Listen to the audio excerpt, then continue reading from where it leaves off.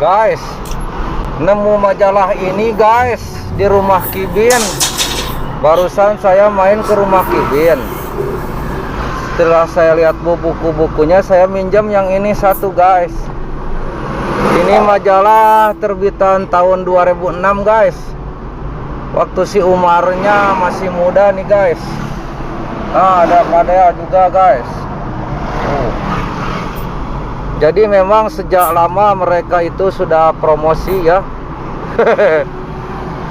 Bener guys.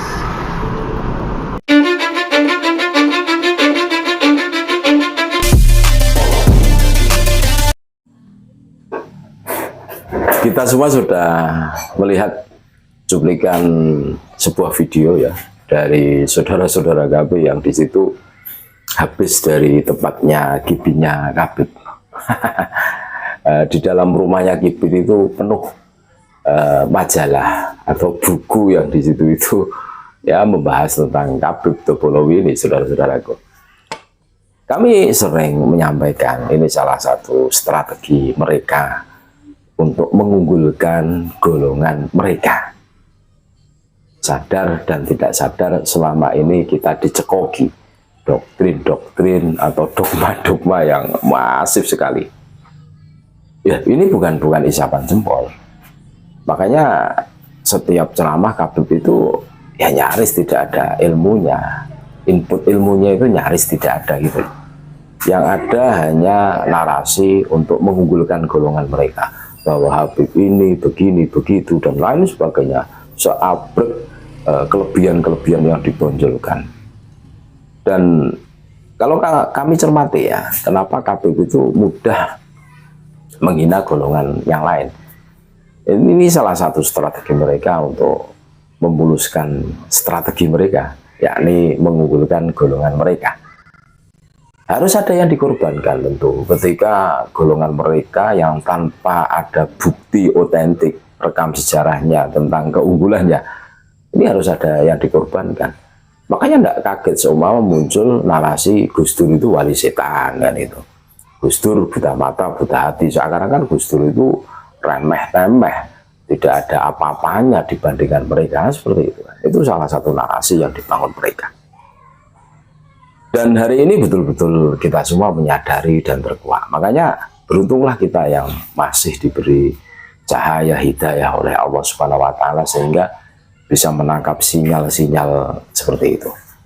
Dan kami juga sering memberikan analisa wali yang ada di Kabib itu hasil glorifikasi. Jadi wali hasil glorifikasi. Kabibnya memang diam, yang diglorifikasi sebagai wali. Karena apa? Memainkan peranannya sebagai seorang wali. Kalem, tenang, seakan-akan sufi dan lain sebagainya kan itu. Biar tambah meyakinkan.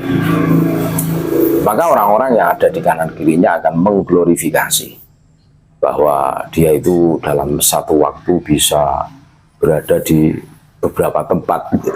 Di Pekalongan ada, di Kalimantan ada, di Sumatera ada. Bisa dibayangkan.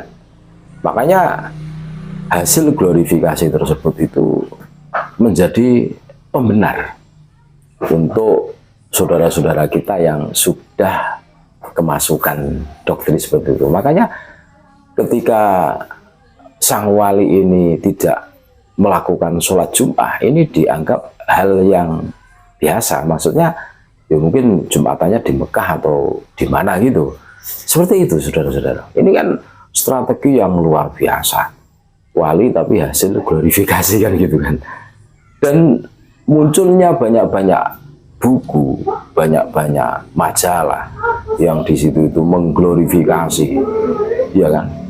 Yo tentang keunggulan para Kabib ya. Ini salah satu strategi mereka dan mereka sukses dengan itu semua. Ya buktinya banyak saudara-saudara kita yang termakan akan hasil glorifikasinya itu kan.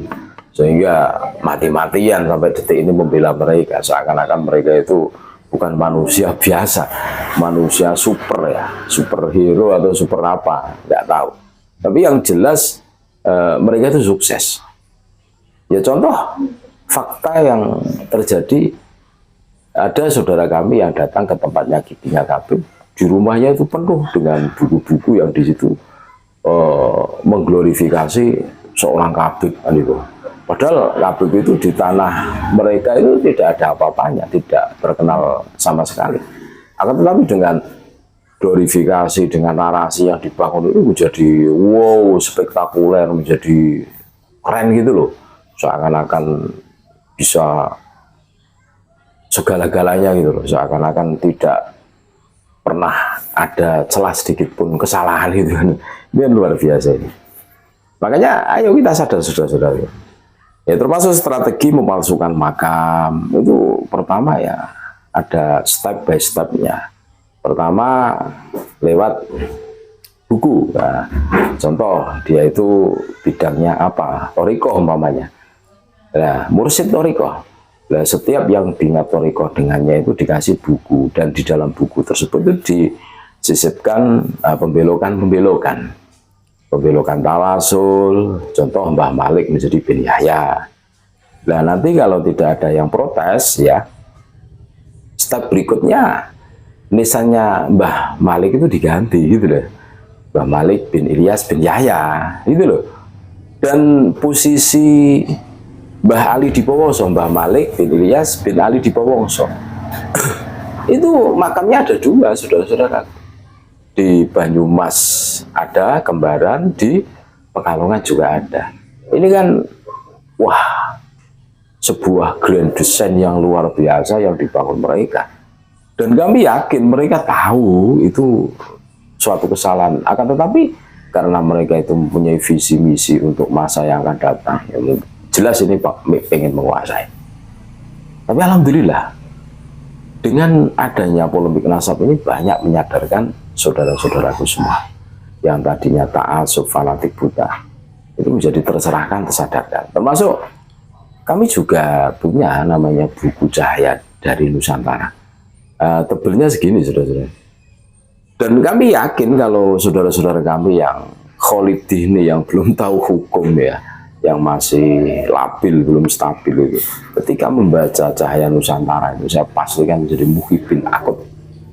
Loh, iya, geng Pekalongan itu digambarkan sosok Safinatun Nuh atau Bahtera Nuh. Kalau boleh dianalogikan begini, kalau hari ini kalau tidak ikut geng Pekalongan, maka diibaratkan seperti kangen akan hancur, akan dibantai oleh banjir bandang kan begitu kan. Kan mengerikan banget itu luar biasa. Mujtahid mutlak levelnya itu, wah, sanad apapun punya, sanad pencak punya, sanad nyembelih ada, sanad pakai ngimamah ada, lengkap lengkit. Makanya mereka menarasikan bahwa geng Pekalongan itu mempunyai sanad toriko itu 43 sanad toriko. luar biasa dan biasa di luar. Jadi itulah saudara-saudaraku glorifikasi yang masif sekali, mulai dari penerbitan buku, majalah, artikel, bahkan narasi-narasi yang bertebaran di medsos. Itu semua adalah glorifikasi untuk mengunggulkan golongan mereka. Padahal fakta sejarahnya tidaklah demikian, tentu seperti itu. Ayo kita sadar, ayo kita waras.